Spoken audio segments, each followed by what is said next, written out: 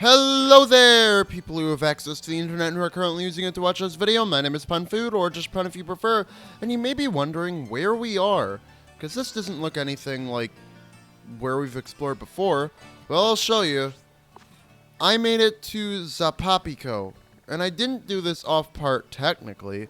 You see, what happened is I started out here in Levencia. I started out here, and I'm like, okay, hey guys, whatever, right? And I got together. I'm going to just use these Pokemon because the next objective is really close by and the level cap is only 2 levels higher than what it was before, right? And I'm like, okay, I'll go show off that there's a lighthouse in every direction, north, south, east, west. So this is the east lighthouse. We already saw the south lighthouse. We've yet to see the north and west ones. And then I wound my way up this trail, catching a few Pokemon. I battled 7 trainers. I found there's like a Pokemon healing spot, like pop-up Pokemon Center, but not like a full-on Pokemon Center, right by the Titan. And I also, yes, it's a Titan. Arvin called us. He didn't say much. And then I went to this tower here, and I fought, like the Gimme Ghoul at the top. I got TMs and items and stuff. And then I made it to this town, and I farmed Sinistea for like half an hour, because Sinistea is a somewhat like rare spawn that only spawns like here and in the southwest corner of the map. So I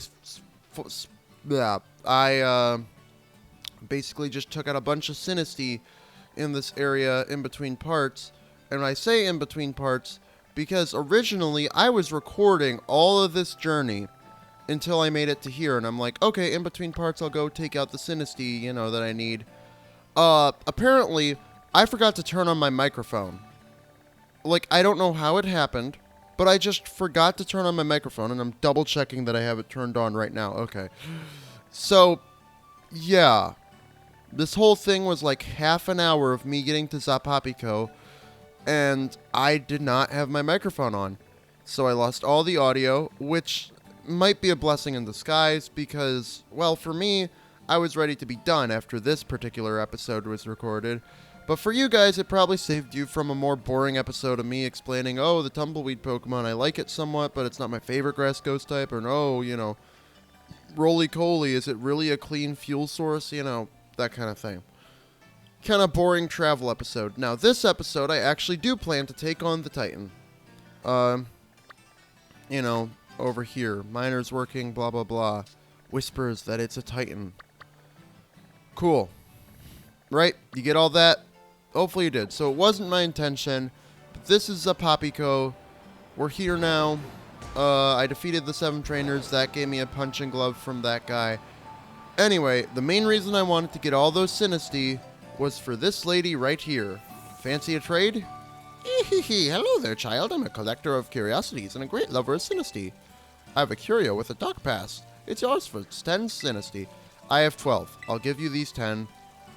I feel more connected with Sinistea now. Alright. Malicious armor. A peculiar set of armor that can make a certain species of Pokemon evolve. Malicious will lurks within it. My question is, how do they plan to give you the malicious armor in future games? Hopefully it's not collect a bunch of Sinistea chips. Maybe they'll make it other ghost types or something. Or maybe it'll just be an item we can find. But that was there to kind of incentivize the auto-battling mechanic. But now... Oh, I'm still sorting by new. Oh, I can, who do I give this to? No one here, I think. Let's use the malicious armor on, Cindy. Alright. This is the moment I've been waiting for. Cindy has been kind of subpar before this, but now Cindy's evolving.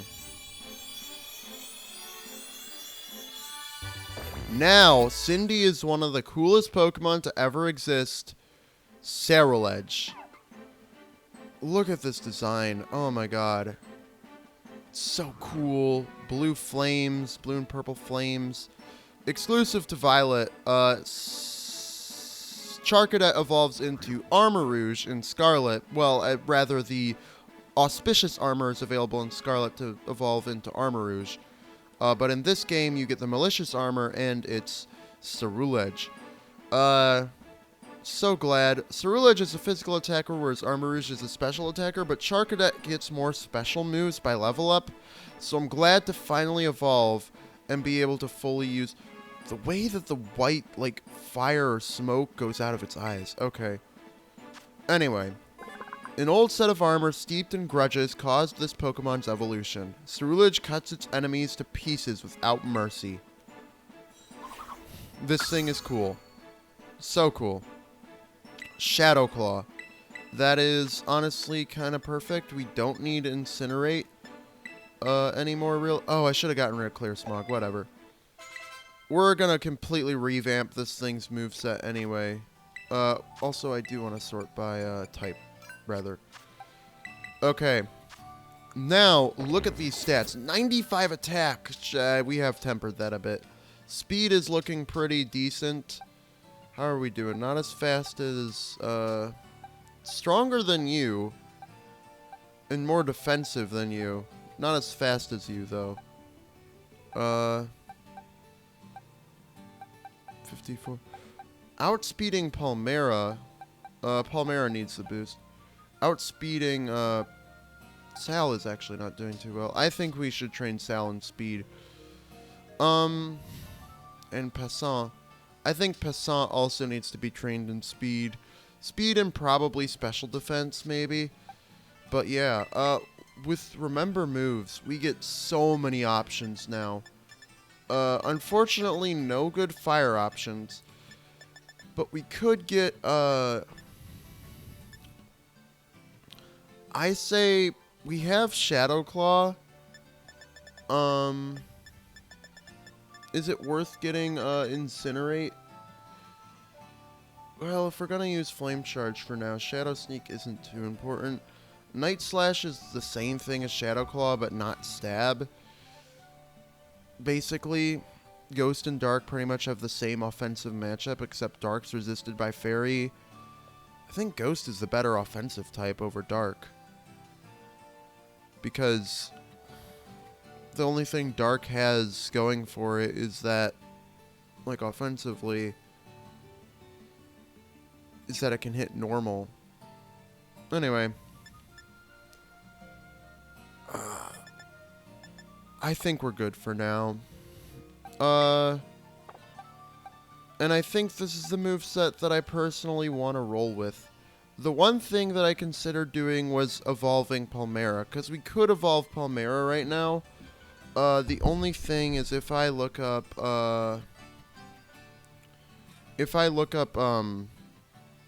moves, I don't see there's really much of a reason to not evolve Palmera, so much as, like, I don't think there are any Prevo moves that we need to worry about. I guess, like, maybe we get some things earlier. We do get things earlier. Do we? Interesting. I guess we need to make sure we're evolved before level 44. So we don't have to waste a TM. But if we do that, we miss out on Wild Charge by level up. Sorry, I could have started this episode whenever. I should have, like, looked into this better. North Province, Area 2. Okay, so I think, what level? Yeah. So we either miss out on, but the boost, currently our base stat on Palmera is 350, and it would go up to 490 if we evolve. It might really be worth it, but at the same time, it's just one of those, like, you know, anyway, I want to know if there are any, okay, so, that was just something I was looking into, making sure there weren't any, like, Prevo moves. Okay, so I'm unsure if I want to try and evolve it. Definitely not this part, but, like, at all anytime soon. I'm thinking we lead with Cindy, because Cindy will. This is like Cindy's last chance to shine and be in the spotlight for a little bit. So we'll lead with Cindy on this one. The level cap's like 29. I'm gonna quickly heal. Although I actually will very quickly take one last look and see if there's any other good physical fire moves other than Flame Charge. And if there are any good items to hold. I think Punching Glove will go to Furia. I'm not sure who Rocky Helmet will go to just yet, but doesn't look like there's any good items.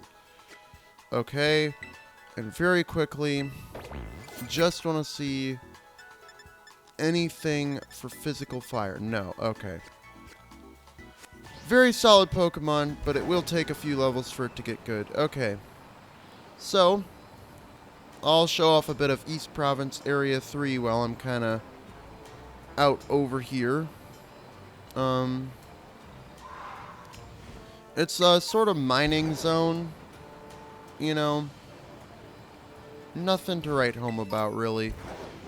Although, as soon as we're done here, I'm probably immediately gonna start the next quest, next objective, because the next objective does span a good amount of time and space. Anyway, now I need to find my way out of this pit. I came down because I saw an item and I thought there was an easy way out. Dang it. I'm not gonna grab that. Oh, there kinda is. Okay. Hello, low kicks. And now I'm interested in what this item is while I'm down here. There's a Phalanx. I really like Phalanx. Okay. And there's a Dreepy just hanging about. Okay. The Titan should just be up ahead. And hopefully... Dang it. Do I have a Hariyama? No. Let's throw a quick ball. And hopefully this thing just goes in without a fuss. Okay, cool. Yeah, I caught some Pokemon last time, like, when I lost the audio, but nothing too major. Okay. Stomp the ground, build power, can send a 10 trucks flying with straight on punch. Okay, cool. Go to the box, please. Let's head on over to the Titan. So, my basic strategy is just hit it hard. I don't think it has too many status moves it's gonna try and throw at us. But there it is. It's gonna try and run away from us. Okay. Okay. So we have to go around the other way. Kinda sucks, okay. But we can make our way up here. Okay. And if you just catch up to it, it'll go up here and you'll be able to fight it. This thing is like one of the cutest new things ever. Just like look at this reaction. He's just so like cute and like astonished, but then like the arm tendril things come out and you're a little bit like, what? Anyway, Earthworm. It is a pure steel type, but don't be confused that means you can use ground moves. This thing has a special ability called Earth Eater, meaning that any ground moves you launch at it will actually heal it instead of dealing super effective damage, meaning this thing is only weak to fighting and fire types. Steel in general is the most defensive type in the game, resisting basically every type except for the 3 it's weak to and the 4 that do neutral damage. Meaning it resists 11 types, it resists steel, no, it resists 10 types, and it's immune to poison. So it's only weak to fire, ground, and fighting, as well as taking neutral damage from water, electric, dark, and ghost. Though dark and ghost change was actually a recent addition. Before Generation 6, dark and ghost were also resisted by steel. That meant that steel resisted 12 things, was weak to 3, immune to 1, and took neutral from the other 2, making it hard to hit. And no matter what, and basically it could resist everything you threw at it. No matter what type you paired it with, steel was basically always good defensively. Offensively, steel's only good against rock, ice, and fairy, which isn't the best. Hitting fairies for super effective damage is important, but you're not really ever bringing a steel type to deal super effective damage on fairies. You know, arguably you're just having Pokemon carry steel moves or poison moves for that super effective damage on fairies, or targeting the weaknesses of the other types fairy is paired with. Before getting this thing, I thought there was an item in here. Maybe not. Okay. Steel, in my opinion, is clearly meant to be just straight up. It's the wall. You know, it walls everything. That's like its main and only purpose. It's not a bad purpose. It's just like kind of, you know, one note. It's not really offensive. Fairy kind of serves to maybe help balance that. If you're using a steel type, give it coverage moves, definitely. But yeah. Steel's mainly there to take hits and take them well. Because honestly, it doesn't really have the means to do much else.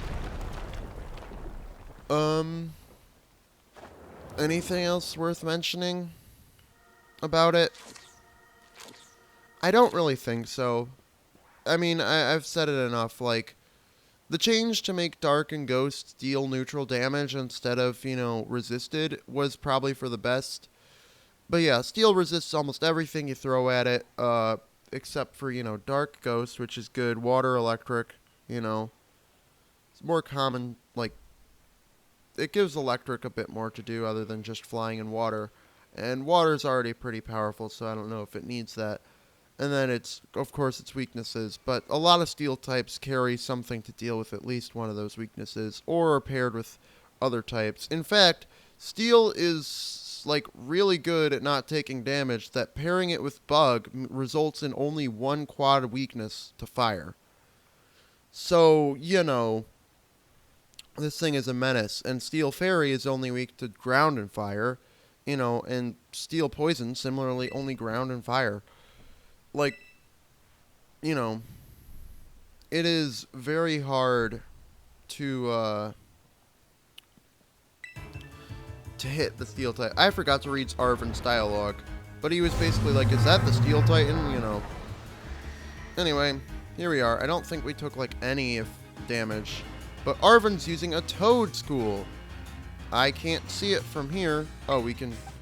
This is what it looks like, and it is a ground grass type that looks a lot like Tentacool. Anyway, it is raining, which kind of sucks. We're gonna Will-O-Wisp because it's raining, and my fire moves won't do a lot.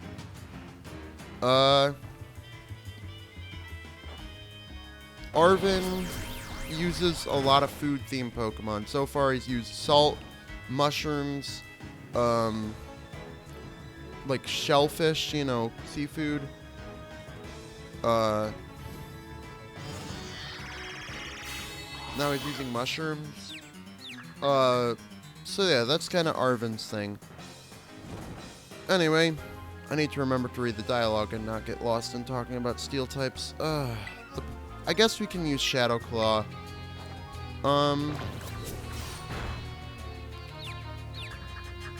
It's confused and burned. Yeah, okay. And then it'll take the burn damage. Oh, Toad School knows Hex. Oh, this is a great pairing. Okay. Hopefully the rain stops soon, but if it doesn't, we can just keep Shadow Clawing away. Shadow Claw has a heightened crit chance. Critical hits, I believe, work about critical hits, I believe, occur about a fourth of the time, and heightened critical hit moves, I believe, have a 12%-ish chance to crit. Not crits happen a fourth of the time, 4% of the time. And heightened crit moves, I believe, are 12%. Combine that with like a crit boosting thing, and that becomes like 25 or something. Yeah, I'm sure I could look it up. And I believe if you go to like the math class, they teach you this, but Shadow Claw has a heightened crit chance, so, you know, good move. And perfect, everyone's level 29 now. Granted, the rest of the team is not, because only this team was actually leveled up to these levels, but yeah.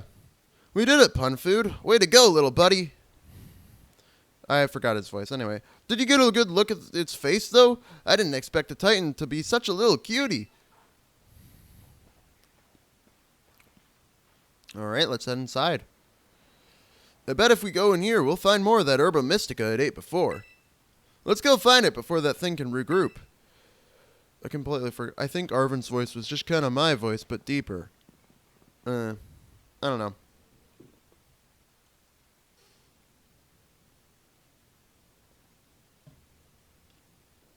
I'm sure there's some here, too.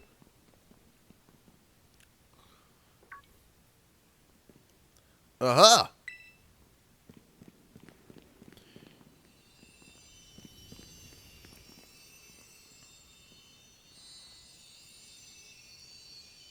I knew it. I spy Herba Mystica. Salty Herba Mystica. Salty is a pretty okay flavor. Anything too salty just isn't for me, but I like salt, like, on my food. I mean, who doesn't? You know, right? Anyway, another successful search. We're on a roll. Now then, let's see. What does the book have to say? Well, apparently Salt Herba Mystica helps with aching hands and feet, good for neuropathy and numbness. When you've got muscle weakness, it supposedly builds up strength again. This'll definitely help my boss to feel even better. Come on, Pun Food, let's get some food going. Puns too? Yar Taya Huacha! Sorry to keep you waiting. Here you go, another of your favorite old Arvin sandwiches. And it comes with a special Titan badge. The Pokemon League might not recognize it, but I hope you'll appreciate it all the same. Alright. Picture looks pretty good.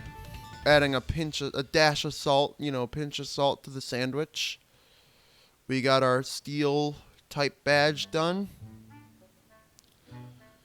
And this is kind of the same shtick as before. Yes! Figured this might happen. Don't worry, I made extra this time for that brood of yours. Sniff, sniff. Do you want to give? Yeah, I'll share. Gyans. Come on out, my Bustiff. Got some for you too, bud.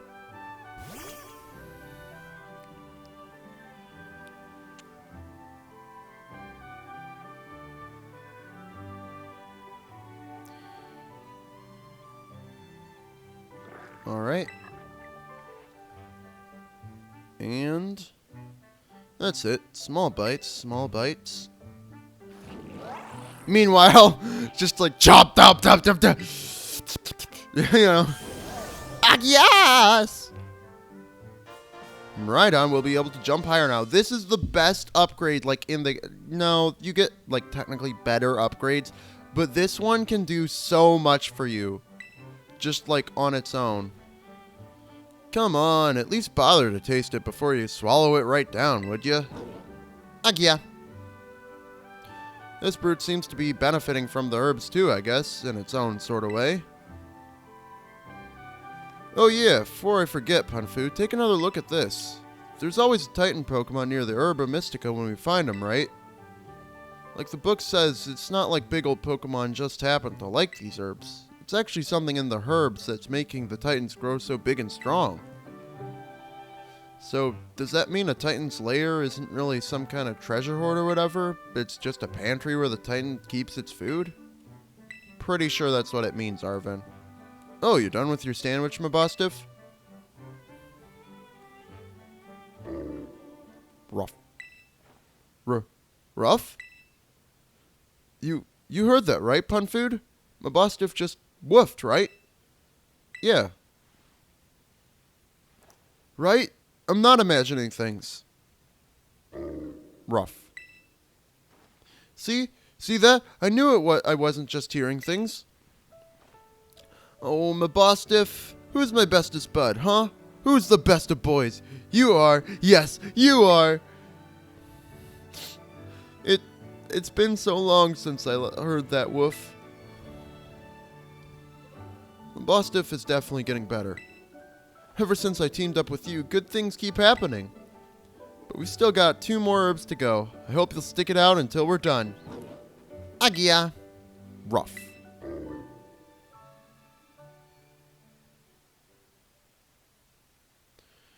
Alright, and now we should be getting a call from the professor any second now, telling us about the Rotototo. Again, it's been like a month since I recorded, so if the voices are off, then don't pay any mind to it. Hello, Punfood. This is Turo. I detect that Miraidon has regained more of its original power. While you're riding upon it, it seems it can now jump higher if you press and hold the B button. Alright. Please continue to take good care of Miraidon. Alright then. Well, from here, you can now find Orthworm in the wild all around this area. I don't plan to. From here, we could go to school and take a couple classes. I personally don't want to right now. I'd rather head on out towards our next destination.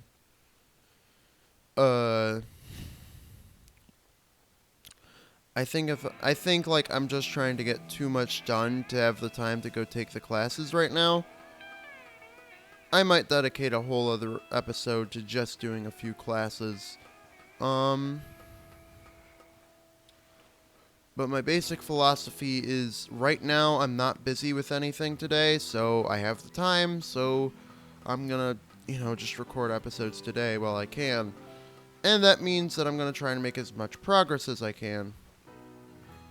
These are taller towers than some of the other ones. Hopefully the Gimme Ghoul at the top is respawned. I would really appreciate that. If it hasn't, which it hasn't, that's fine too. Okay. Well, it does seem that we need to... Now we can jump so much higher. Okay, cool. Where's that Gimme Ghoul? Where's it coming from? Oh, right here. Cool. 4 is still a decent amount. I recommend collecting every Gimme Ghoul coin you can. But mainly what I want to do is I want to just kind of come over here and make it to this town. And I'm conflicted on how I want to approach this. I think...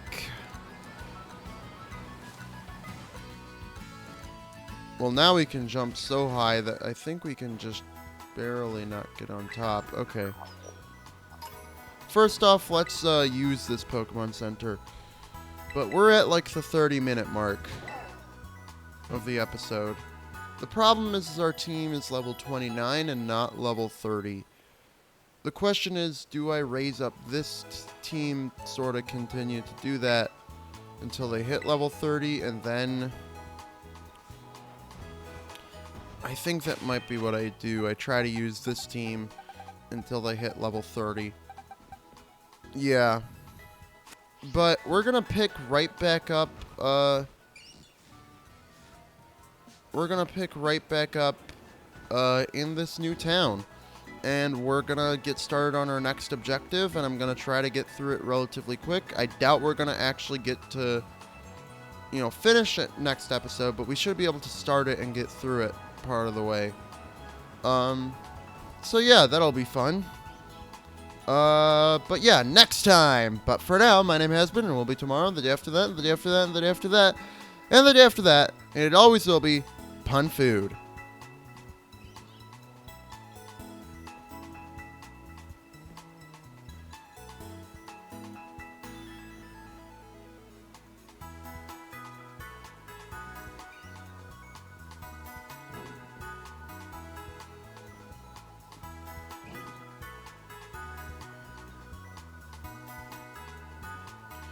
It's good to see that after that Titan battle, we're still standing strong.